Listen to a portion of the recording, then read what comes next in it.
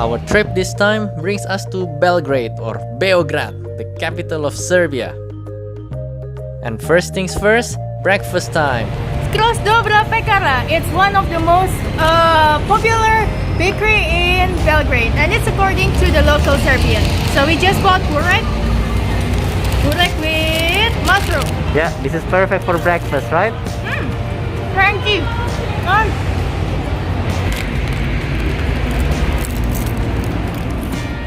If you only have one day in Belgrade, taking the free walking tour is a great way to explore the city. The free walking tour brought us to the most important sites in downtown Belgrade, as well as giving us interesting information about each site. It is a highly recommended activity to maximize your experience in Belgrade. Now, let's make our way to Belgrade Fortress, one of the most important landmarks in the city. We are now in Belgrade Fortress.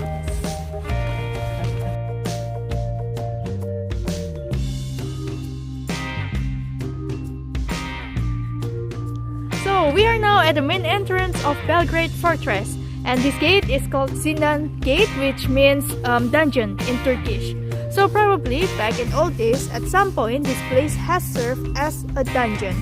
But anyway, nowadays this is a popular landmark in Belgrade, and you can find this landmark almost in every souvenirs.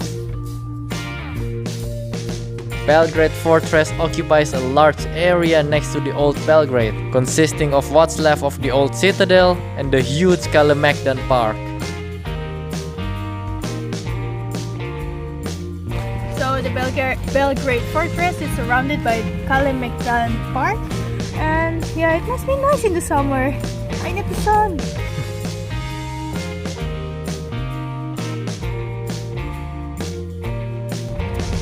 We are now walking in the Belgrade Fortress area, and in here you can have one of the best view of over Belgrade city. We will show you later. Alright, so what do we have here? Let's see. If you look down there, you can see a city wall. That's the lower part of the fortress. And if you look a bit further, there is a lonely tower there, which right now I think it serves as a museum. If we look to the direction of the river, we can also see an island, and this island is full of trees, full of different species of trees. It's like a forest, and you cannot build a house there. This island is also known as the lung of Belgrade because it provides oxygen for this capital city. This is the confluence between River Sava and Danube, and in the end they run to the Black Sea.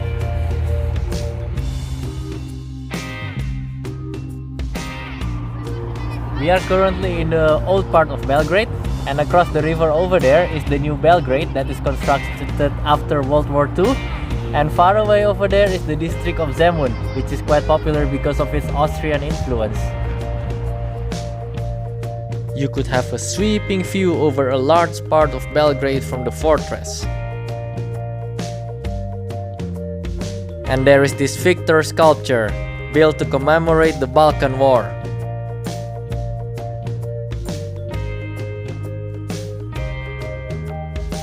Lastly, another very interesting place to visit in Belgrade Fortress, the Little Rose Church or Ružica Church. What makes this church unique is the chandeliers inside. Can you tell why? Take a closer look. They're actually decorated with bullet shells and swords. And the reason was because the church was used as a gunpowder storage place, and it was a military church, hence the weapon theme. Let's move on, out of the fortress, back to the city. Behind me is the last mosque standing in Belgrade. Before, during the Ottoman times, there were like more than 100 mosques in Belgrade, but everything was destroyed except this one. And actually, this one was already even converted into a church once before it converted back to a mosque. And during the 2008 demonstration of anti-Muslim and anti-Kosovo, this mosque suffered a heavy damage. But at that time, there was an act of great religious tolerance from one of the Orthodox priests who tried to protect this mosque and asked the people not to destroy this sacred place. I guess we could all learn from that act. It was just a small and modest mosque, but with great importance to the Muslims in Belgrade. When there's no prayer in the mosque, you can enter and see its interior, something that's highly recommended.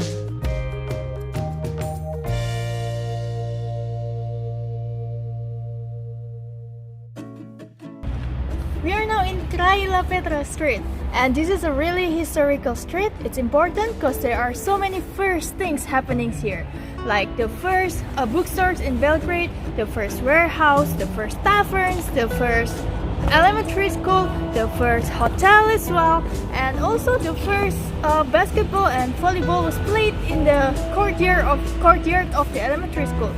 So this is super historical, right? So this is the first tavern in Belgrade, and the name is Belgrade ? Because why not? The question mark befits its status as the oldest tavern in Belgrade. It does look old and traditional, yet very cozy. We are now in the oldest tavern, the ? Tavern, and we are going to try some of the food, the traditional food. We deliberately sit outside because inside is quite some smokes there, just like the old times. But the menu looks traditional, right? Let's try some Serbian food. Prebranats, What is it? I guess. Some sort of a bean soup, bean mash with some sausages. And I'm trying the goulash. It's a bit different than the one we have in Hungary. But it looks good. Different type of goulash. Delicious. Despite being listed as a tourist attraction, it is not a tourist trap. This tavern does serve decent and delicious food, highly recommended. So we will enter the Belgrade Cathedral. It's supposed to be one of the most beautiful churches in Belgrade. Unfortunately, it was not allowed to film inside, but the interior was indeed beautiful. Don't miss it. The next place is undoubtedly the grandest church in the country, and in the region even. This is the Saint Sava Orthodox Cathedral, and it's the largest Orthodox cathedral in Balkans. Look at it, it's so bright, so clean, so white, so nice. This huge church was built only in the last century, relatively recent. Quite recent in fact that the construction was still ongoing inside.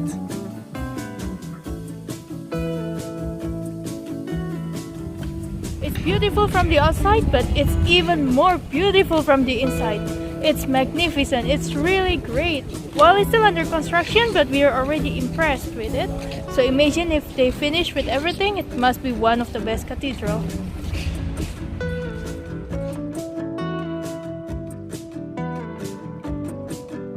Another interesting site to visit in Belgrade is Zeleni Venac's Farmers Market. It is a bustling market with many stalls selling fruits, veggies, meat, and other local products.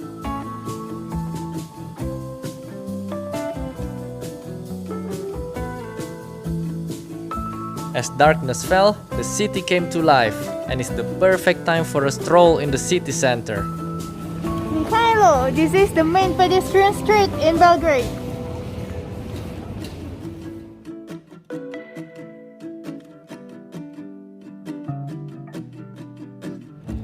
It's only 5 o'clock, but it's already so dark.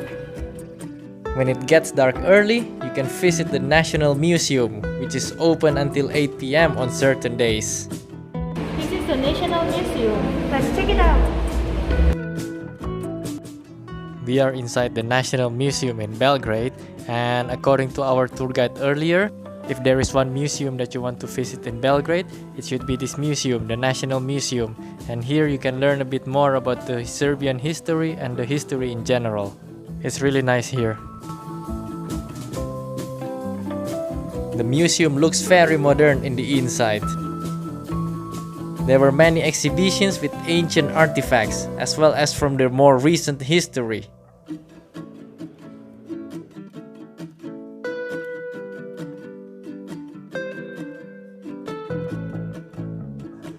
This museum is really huge. If you're into art or history, you will definitely love this museum.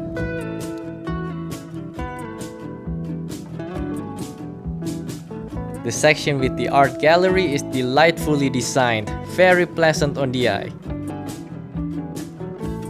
With many wonderful paintings too, like these ones. Whoa, so complicated, so deep, so philosophical. I don't even understand a thing.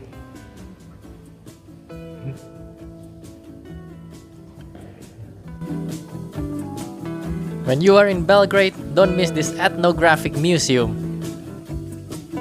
In this museum, we can learn specifically about Serbian culture and tradition.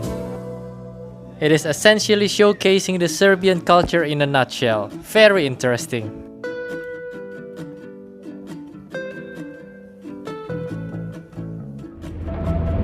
The sun is finally shining in Belgrade! Oh my god! Well, too bad this is our last day and actually we are on our way to the next destination. But we had a really nice time in Belgrade. We enjoyed it a lot. We enjoyed the food, the drinks, and also the free museums. We learned a lot in Belgrade as well. So thanks a lot, Belgrade, for the nice days. And we'll see you one day, maybe. Anyway, keep watching our videos, keep following our journey, and don't forget to subscribe!